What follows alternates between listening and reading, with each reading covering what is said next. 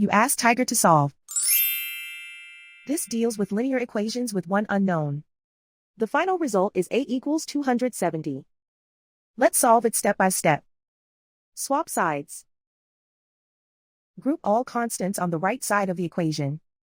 Add 8 to both sides. Simplify the arithmetic.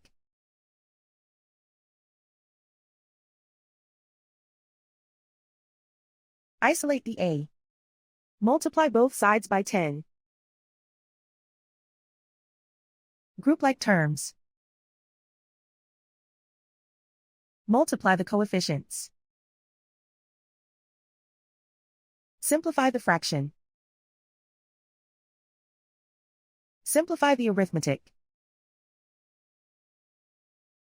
And so the final result is a equals 270.